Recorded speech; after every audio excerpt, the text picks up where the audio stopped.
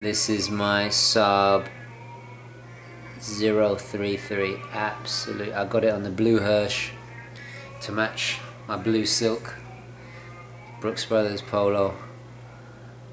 Absolute pure class. Look at that. You don't have to spend a ton of money to have class.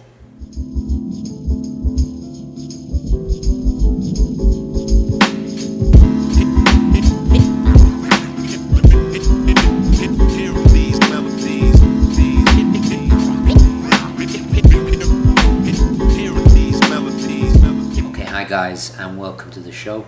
And today I'm going to finally be getting to review these 5 fantastic knives that Andrew has so kindly lent me. Andrew is of course the founder and host of the 555 Gear channel, which is one of my favorite YouTube channels, always has been, even from before I had this channel. So of course a massive thank you to Andrew. It's so kind of you to lend me these fantastic knives. Just to give a bit of background, basically I was looking for a knife that would be more suited to the urban environment, a big city. Something that is not too big, that's going to be offensive, but yet big enough to get all the things done all the jobs that you need a decent knife to do. Because I find that whether I'm here or in my home in rural England, I always need some kind of knife. And of the 5 things every gentleman should have, one of the most important is a decent knife. So anyway, without further ado, let's get into the actual review, and then we'll come back and I'll just reflect some final thoughts on my favorite. Okay, hi guys, and welcome to the show. And as you see before you, this is the selection of 5 knives that Andrew very kindly at 555 Gear lent me, so I could get a general experience of a wider range of brands and styles of knives. I've been into knives, well, ever since my childhood really, but I've never really kind of explored it further. You know, I have my go-to brands like Victorinox and Opinel, and recently this Kershaw. This is the Ken Onion Leak by Kershaw, and this is by far my favorite knife. Oh, that was my eBay. I've sold something. Sorry, my eBay's going crazy now. So this really is, for me, this is the benchmark for, this is what I love to carry every day. It's just become my go-to everyday knife. So anyway, let's get on with the review. Now we'll start with this little one here. This is the Sanrenmu. I'm just going to use my gloved hands for the focus, because for some reason it just focuses better with a white background. So this is the Sanrenmu 605, and this has 2.25 inch blade. This is the cheapest out of the bunch. This is a little Chinese made knife, about $10. Very, very small. When it's closed, it's about just under 3 inches in length. It has a liner lock. It's rather stagey in its operation. I must admit, the finish is very, very nice. For a small knife, you can get quite a lot of leverage with this, and I'm quite impressed. For $10, it really isn't too bad. This is a red G10 Scales, and this is made out of the steel is a 8CR13 M0V steel, and it is made in China. A little clip on the back with, so it's not focusing now, let me use the glove, there we go, with the Sanrenmu logo there. It's a cool little knife for the money. As you can hear, and as you can see, the operation is not silky smooth. It's not the you know, it's not the highest end whatsoever. You can operate it with one hand, and it is very, very comfortable. For me, this is a backup knife. This is something that I'd probably have hidden in my carry bag, my sling bag, or whatever I'm using. This would be a good backup knife. For your main everyday carrying knife, it's for me, it's just not going to cut it. It is a little bit flimsy. It is too small. I never thought I'd say this, but it is a bit too small. But as a backup knife, it's pretty good. So moving on. Next in the list we have the Spyderco. This is the Spyderco Chaparral. I might as well say it now. For me, this is the pick of the bunch. I absolutely adore this knife, and it's so funny because when I got this lot, I thought it would be the one I'd least like, but it's actually turned out to be my favorite. This knife is amazing. It's wow, you just heard it open. So we have a lockback at the back, and just look at how, hold on, let me get this in focus. Look how flush it is. If you run your finger down here, you can't tell where the steel meets the case. It's beautifully made, absolutely stunning. So we have this carbon fiber, a mixture of carbon fiber, a G10 laminate scales, and this is a CTS-XHP Steel. Sorry, it's not focusing it. Let me use the glove. There we go. There we go. Now it's funny. I always didn't kind of dismiss these funny shaped blades as a gimmick. I never took them. I don't know why. I just thought they were gimmicky. But actually in operation, let me just look how the lockback is just, look how it locks. Look. Listen to this. Listen to this. Just look at that. Beautiful, beautiful action to it. Absolutely fantastic. Of course, you can do it very easily with one hand. Absolutely amazing operation. I just love it. As I was saying about this blade, I always thought it was a gimmick, but realistically, this hole here and this wide blade is just so much more easy to handle. Really is a game changer for me. So we got a 2.8 inch blade.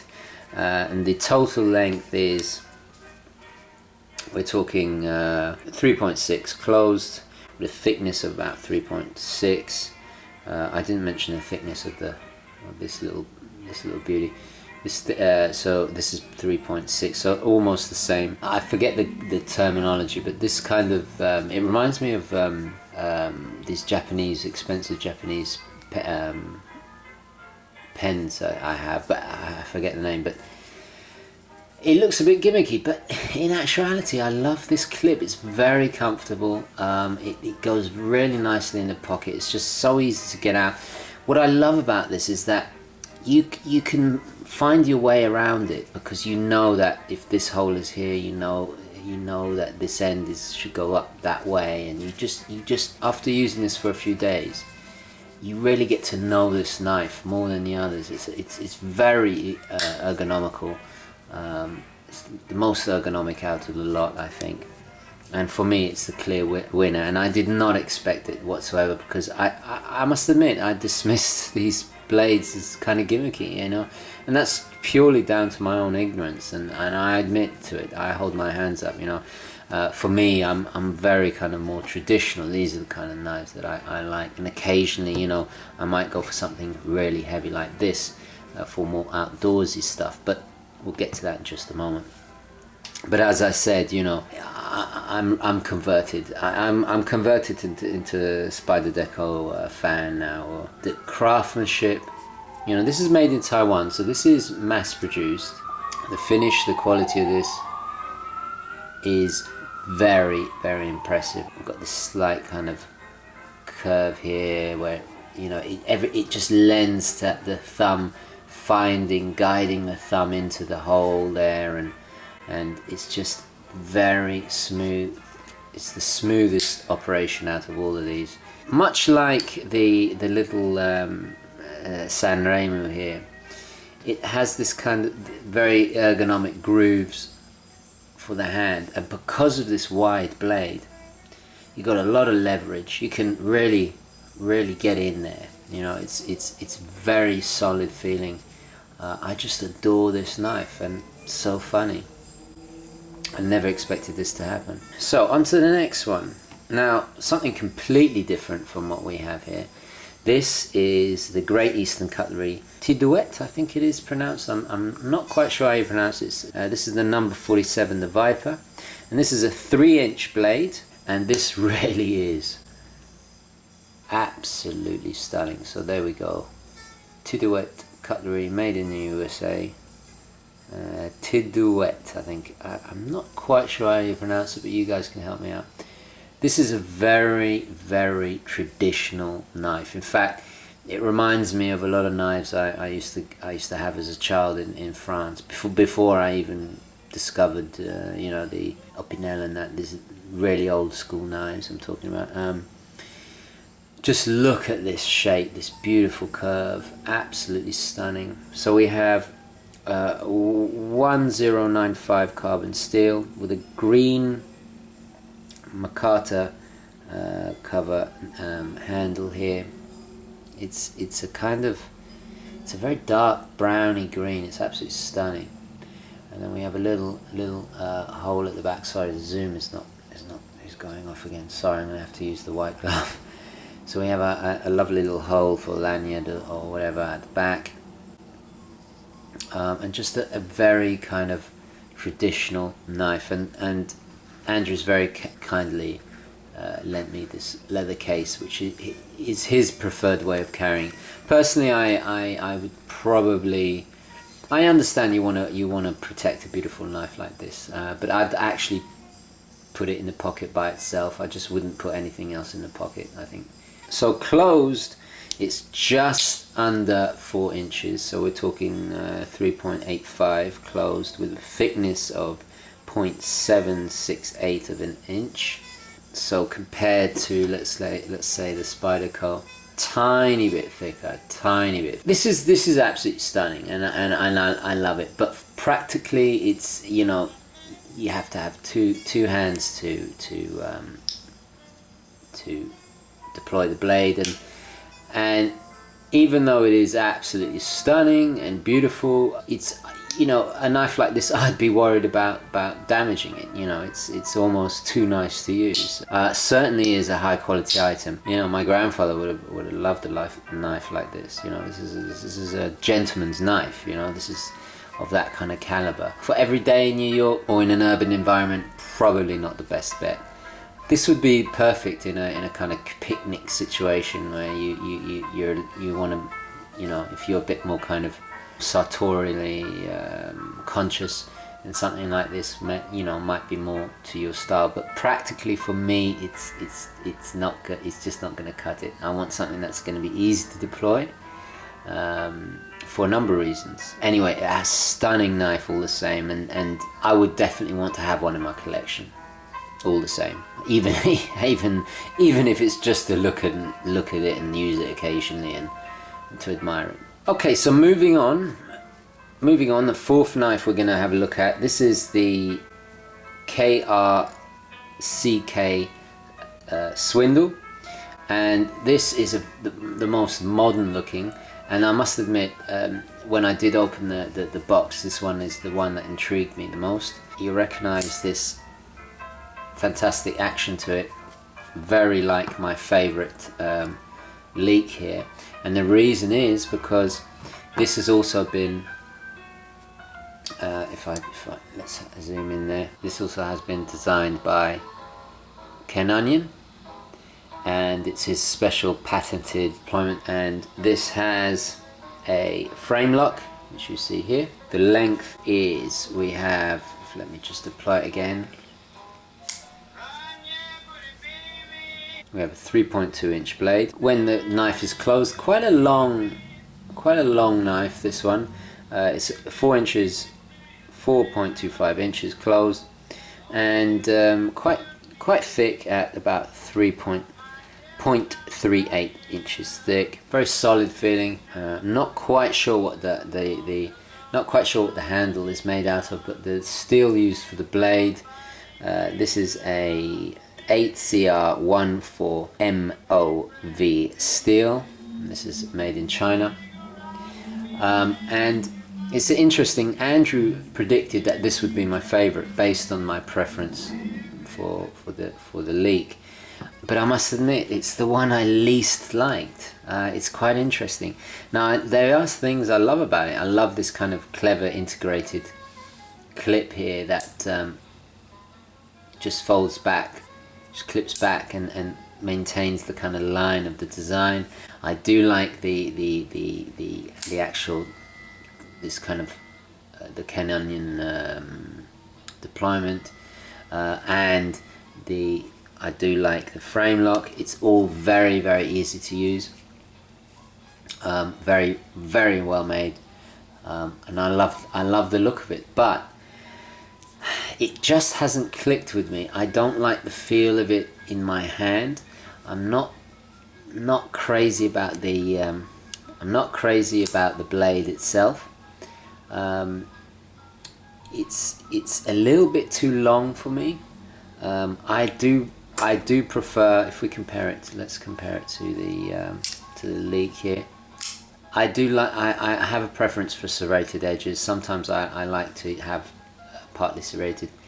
I just prefer it. Also this kind of matted finish on the handle kind of slips, and I don't have that good grip. I don't have that faith in this piece. Also, if I have my eyes closed, I can't tell which way is up. I have to kind of feel this, and you know, you haven't got that kind of immediate ergonomic recognition that you get with, let's say, the Spyderco, or even my favorite, the Leek here, or any of the others actually come to, for that matter. It just I'm not partial to this handle. I just don't like it. It feels like it could slip out my hand, and I really don't like that in a knife. It's a shame because it's a fantastic design, but it's strange. It feels a bit like a prototype. But generally, the quality is very, very good. Very well made. It is a very nice knife, but just not for me. Just not for me. It's so funny because it is, you know, it is definitely a Canyon design. There's no doubt about it. I mean, these two are related. You know, they're like distant cousins. You know, but it's so funny how I absolutely love this, and yet I just don't like this at all. So funny. It's really, really strange. Anyway, so yeah, moving on. Okay, lastly, this is the Kershaw Emerson. This is the CQC-6k, and this is the largest knife out of the bunch. Immediately, you'll kind of see it. It has a more kind of tactical knife aesthetic to it. Very, very, very big and heavy. We got a 3.25 inch blade here. Very solid feeling, and closed we have a total length of 4.3 inches and about 0.47 inches thick. So this is definitely the biggest out of the lot. It has a frame lock, which I'll just show you now, right here. And out of the two frame locks in this collection, which the other being the Swindle here, this frame lock is definitely the best. It's very solid. The action to this knife is absolutely perfect. Really astonishing quality on the polishing the blade. If we just get this in focus, we have this little kind of flat screw head kind of thumb stud there. I forget the technical name, but you guys can fill me in. So if we just get the blade in focus real quick, look at the quality. Beautiful kind of stone washed finishing on the blade, and then brushed there.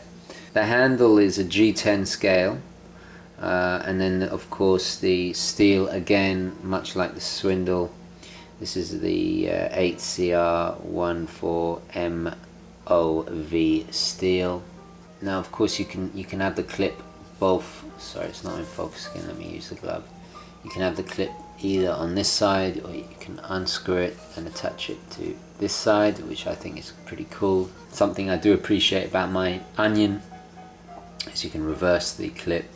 On this one, instead of reversing it, you can put it on the other side, which is cool if you're left-handed, or you prefer to carry it on one side or the other, or whatever. Very, very sturdy. Absolutely, it's definitely the most sturdy built out of the lot. This is not gonna move out of your hand whatsoever. And you know, when that blade is deployed, that lock is absolutely solid. I mean, absolutely solid. It's not going to move whatsoever. So I have a lot of faith in this. I think actually for an urban situation, this is just a bit too much. The blade has this lovely kind of drop point to it.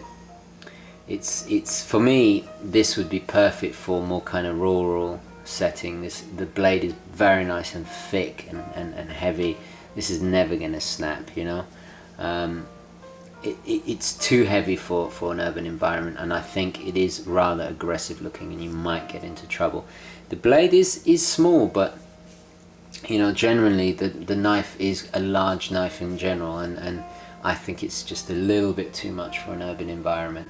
But I appreciate that Andrew put it in, you know, to have a more kind of eclectic mix to look at, and I adore it. This is probably my second favorite out of the bunch, but it doesn't, for me, it's too big, it's too aggressive looking, it's too heavy, and I think it's a bit overkill for an urban environment.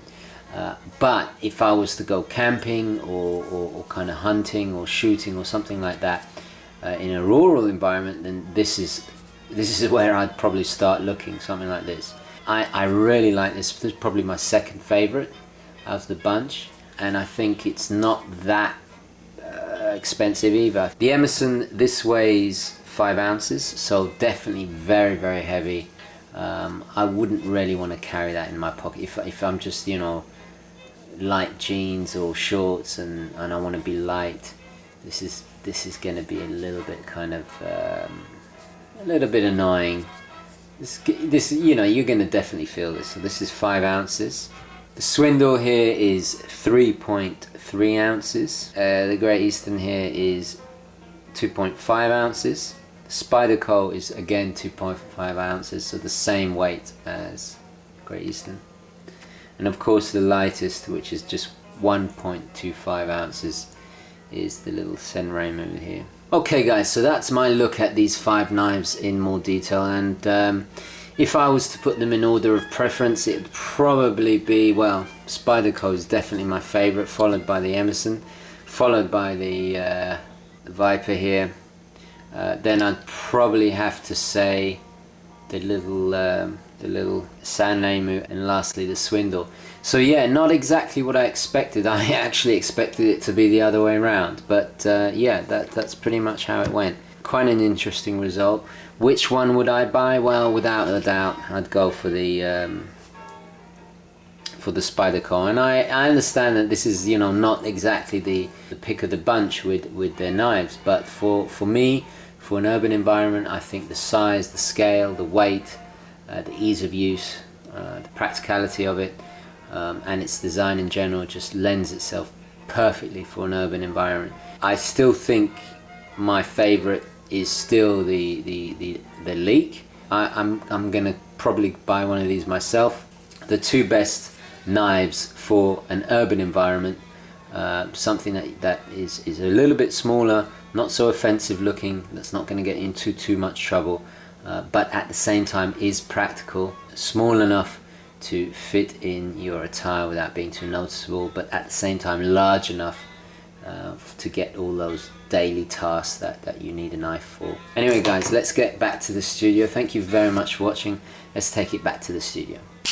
Okay guys, and welcome back. So quite interesting that this was the winner. Oh, and by the way, I am wearing the Saab 003.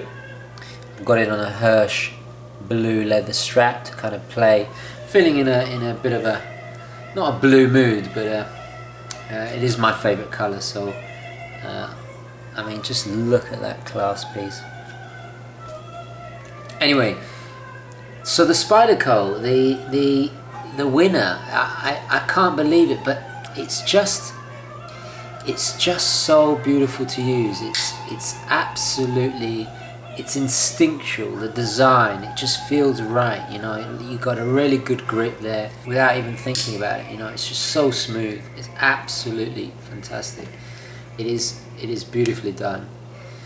I just adore this knife. My only slight criticism is it would be nice if I could do with what I do with my leak and reverse the clip. That would have been nice. But you know, guys, I'm absolutely besotted with this. It's the most ergonomic, in my opinion, of all of them.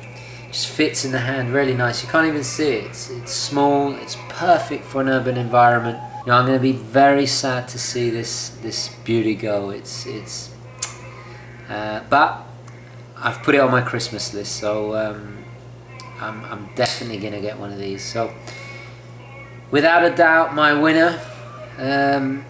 Completely unexpected, but definitely the pick of the 5 for me is this absolutely pure class. This Spyderco is absolute pure class. So in closing, I just want to say again, thank you very, very much, Andrew, for allowing me to sample these fantastic knives. Anyway, guys, please share your comments below. Any more suggestions? If I like this out of the 5, what else do you think? Because I know I got a lot of knife experts in the audience. What other knives similar to this do you think I'd be interested in? I'm definitely going to get this one for Christmas. I'm definitely getting this for Christmas. So yeah, I never would have thought it. I always thought these were a bit of a gimmick, these you know, this huge hole in the blade. But I'm converted. I'm a believer. I'm a Spyderco believer, definitely. Anyway, guys, let's end it there. Thank you again to Andrew, and please subscribe to his channel. I'll add a link to his original video so you can get an even more detailed look. You know, I must stress again, knives are obviously not my forte, but I'm fascinated to learn more about them. It's like I said, it's one of the 5 most important things a gentleman can have. Anyway, guys, thank you very, very much for watching. Comments down below, questions down below. I'd love to know what you think, and I'll catch you in the next one. Okay, ciao.